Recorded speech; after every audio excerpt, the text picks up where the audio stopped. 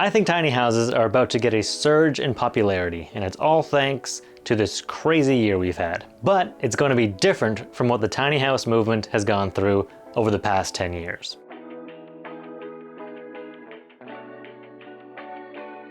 Hello and welcome back to Rookie Roost. Today I'm making a video that goes through a bunch of thoughts I've been collecting over where I think the tiny house movement is headed. As this past year has been an interesting one, and it seems like a lot of people are starting to seriously contemplate some big changes concerning how and where they live. The tiny house movement started simply as a response to ballooning house sizes, with the philosophy being that a bigger house will not lead to a happier life and that we should downsize in order to find our inner peace. In the past decade, the tiny house movement has been popularized by building miniature houses on trailers, usually in order to get around building codes and local bylaws. That's basically why I wanted to build mine. With the recession starting in 2008, people were looking for alternatives to large mortgages and were seeking to live more securely within their means. The flaw, of course, came from having nowhere to park and live in them. Most of the time, you would still need to buy or rent land, often in rural areas where you'd still need a vehicle in order to get around. And that meant you weren't getting nearly as far ahead financially as you'd hoped.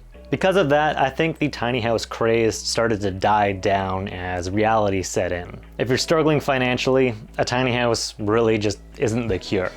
I wish it was. These days, it can look a lot more like a tiny house is an expensive boutique item for rich families looking to try out minimalism. But I think the genuine DIY, small, sustainable living reason for tiny houses could soon return in a new way. With a lot of time spent cooped up this year, people have been forced to really think about what's important to them in a home. Whether you live with family and are sick of not having a minute to yourself, or you live alone in an apartment building with noisy neighbors, you may have thought once or twice about building a cabin in the woods and getting lost. Or perhaps dragging your neighbor out to a cabin in the woods. Anyway, it's looking like a lot of people are seeking alternatives once again, but specifically city dwellers. Now, I don't think city living is going to lose its overall appeal. Living in a city has benefits you simply can't recreate in a suburban or rural area, like walking to a nearby cafe, public transportation, nightlife, and dating, and pretty much having the ability to meet anyone who's interested in whatever. But as we've all seen in this past year, living in a city does have its downside. And it always has, especially if you live in close proximity to a ton of other people. Not surprisingly, interest in land ownership and rural living has gone way up this past year, as self-sustainability has been on a lot of people's minds, and being stuck in a little box surrounded by thousands of other little boxes, all full of really anxious people, is starting to lose some of its appeal. However, land is expensive, and getting even more so, and building materials have jumped in cost over this past year. So if you currently live in an apartment or own a condo, there still isn't an easy way to affordably switch over to a single-family dwelling with a bit of private outdoor space. Additionally, the economic landscape has shifted dramatically over the past year, and I think tiny houses are going to get a boost in appeal to two specific groups of people as a result. Those now working predominantly from home, and those with a little bit of extra outdoor land space looking to generate a bit of side income. On top of all the germy concerns of this past year, the nature of office jobs has changed forever. Jobs that once required a daily commute to an office are now being done quite often from home remotely. And a lot of that is here to stay. And that's a good thing. The time and energy wasted in commuting should be avoided at all costs. Killing the commute is better for the environment, and it's better for our collective social sanity. Unless, of course, you don't have a practical place to set up a home office. I'll get to that in a minute. Now, for the cost of a couple years of rent, or less depending on how much you can salvage in materials, a single person could build a solid little tiny house for one. Of course, then they need to find someone willing to rent them a bit of land, and presumably access to electricity, water, sewage, and a good internet connection. That's where it fell apart for me. I built the house, but got discouraged when I couldn't find a place to live in it. It's a lot easier if the land comes first. Historically, most people interested in tiny houses seem to be those looking to escape an expensive or excessive lifestyle. Build a tiny house, live mortgage-free.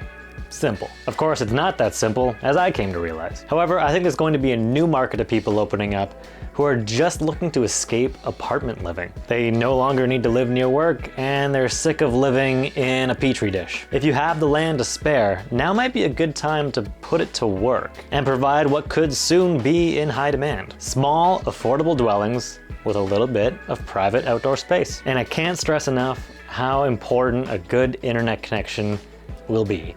Unfortunately, that is a challenge for some areas. This YouTube channel proves you do not need to be a master builder to put together a solid little tiny house. Plus, there are now so many free resources out there on the internet that will teach you how to build a tiny house step by step. And really, with everything that's out there, you can remove all of the guesswork. It doesn't need to be fancy, it doesn't need to be expensive. If you build a simple, highly functional tiny house and park it somewhere where you can create a bit of privacy, you can rent that baby out to a single person or a couple looking for a nice, quiet, private place to live. Or use it as an Airbnb, or use it as a guest house, or a remote office. Maybe you're suddenly working from home and you have a little bit of outdoor space that could fit a trailer. Tiny houses don't need to be for living in. They can be really tiny, like say the size of a spare bedroom that one might use for a home office. My wife and I now both have home offices. I converted our garage into a studio office space for myself, and my wife uses a spare bedroom for hers. That's all well and good for now, but eventually we're gonna need that space for children. Spare bedrooms will no longer be spare. Looking towards the future, most of the houses we can afford that have a little bit of outdoor land are basically small houses with only 2 or 3 bedrooms. It just won't be enough if we also require 2 home offices. It will be especially challenging to find a quiet place where you can make important work calls. We've been thinking about either converting our current tiny house into an office or building a new itty-bitty little house to use as a completely separate home office. Just a private little space to which we can run power and internet where work can get done without distractions and interruptions. So for those with big enough driveways or backyard access, I think tiny offices on wheels could be one of the next big things. They could be built much more affordably than a full-on tiny house, since you won't need to cram a kitchen, a bathroom, and a sleeping space in there. You just keep on using your big house for all that. And they don't need appliances or really anything fancy. 4 walls, a roof, a door, a couple windows, done. But hey, maybe you don't need a home office. Maybe a recording studio on wheels would be better, or a home gym on wheels, or a playroom on wheels. I think it's a great way to get a little extra space without being directly attached to the rest of the house. And if you move, you can bring your little room on wheels with you. Anyway, that's what we're currently imagining for the future of our tiny house. Either we'll partially convert it into an office, or we'll look into renting it out for a very reasonable price. Either way, I'm excited to make continued use of it. Now, if you've made it this far in the video, cool, hello again. I thought I would tack on a little channel update at the end of this, just to wrap up 2020, why not? Over this past year, I've changed the channel name, I think 4 times, maybe more. There definitely have been more names that I've come up with and thrown out. And I've landed back at Rookie Roost, cause I missed Rookie Roost. I missed the purity of making videos about the tiny house and its journey, not worrying about everything else. It's just tiny house, tiny house, tiny house. There isn't always a ton to talk about the tiny house. I haven't even been to it in over a month. But what I've come to realize is that this channel, this collection of videos and the future of whatever that's gonna be, is important to me. It likely will never be a wildly popular YouTube channel, but I like what I've done here and I wanna continue doing it. I've had a long planned series waiting to be made that starts from the beginning of the build and goes back through the whole thing and beyond where the build series got to, which ended at the exterior being finished. And anyway, just goes through the whole thing and has the benefit of hindsight, having now completed pretty much the whole thing. There's a ton of stuff I could have done better or differently, and my video editing and script writing, everything has gotten better since I started those videos back in 2016.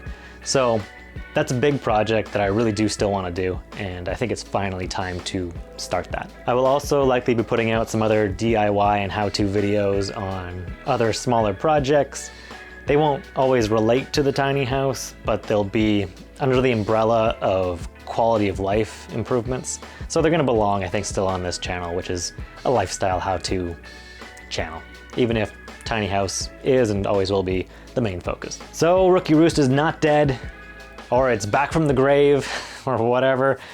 I'm excited to move forward with it, and I hope you'll do all the things you gotta do, the liking and the subscribing and the commenting, and I'll see you in 2021. Yeah, thanks for watching. See you then.